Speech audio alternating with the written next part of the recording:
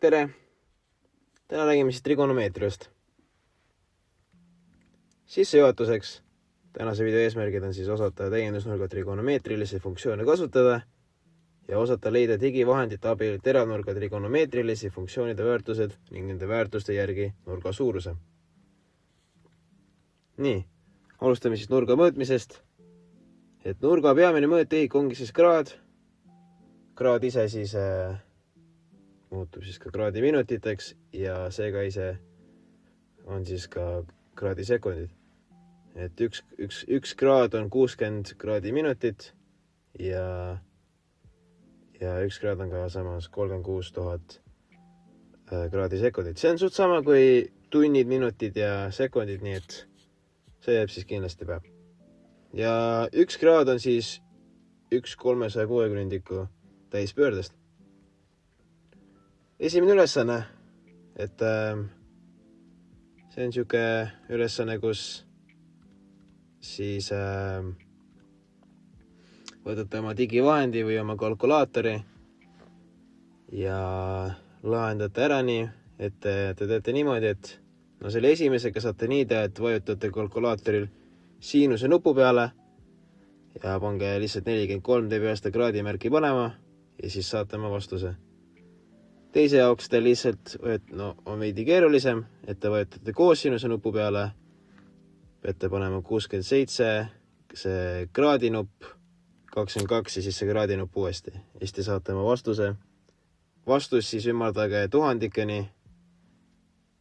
ja ma annan teile aega siis veidi seda ära teha. Pange video pausile ka. Nii, et vastused on siis sellised.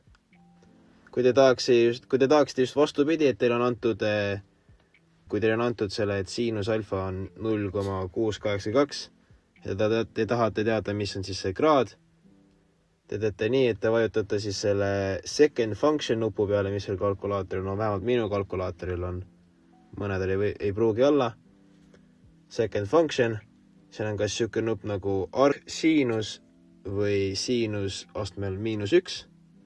Vajutate selle peale ja panete siis selle numbri 0,682 ja te saate oma kraadi. Sama on ka siis teistega.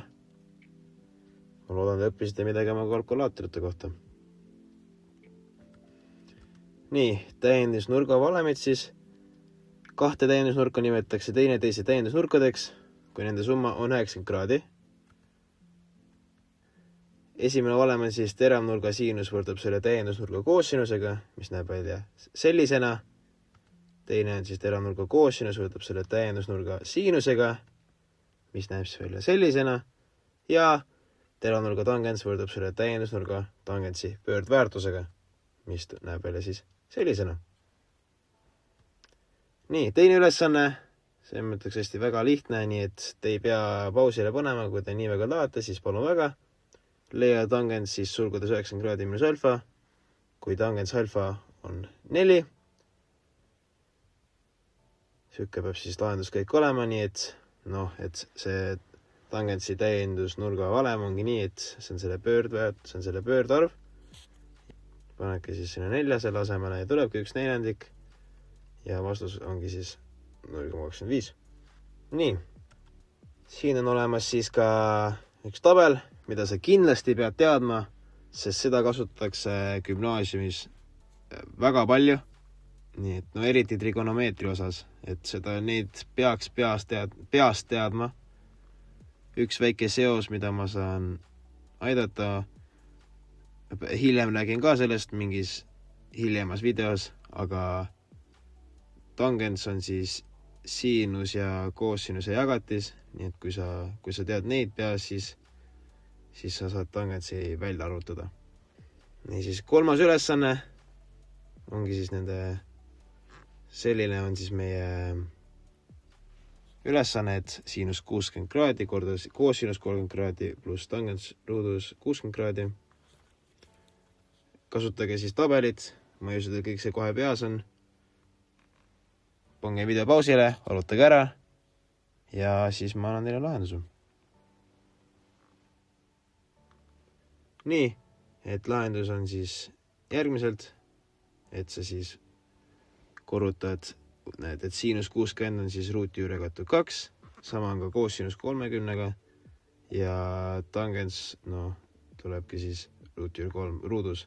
Ja lõppvastus ongi siis 3,75. Nii, 4. ülesanne, pange video pausile, tehke oma töö ära ja pärast vaadake, kas see on õige või mitte. Aga jätkame nüüd, nii et lahendus on siis selline, et siuke hästi pikk, aga ei ole tegelikult nii pikk, aga sellisena tuleb välja, nii et vastus tuleb 25 jagatud 12-ga. Ma jätsin selle sellise muruna, nii et kui te tahate panna vastused on 2, 1, 12, olge vaba, aga ma jätsin selle sellisena nii. Ja see on siis meil tänaseks kõik. Aitäh ja kohtumiseni!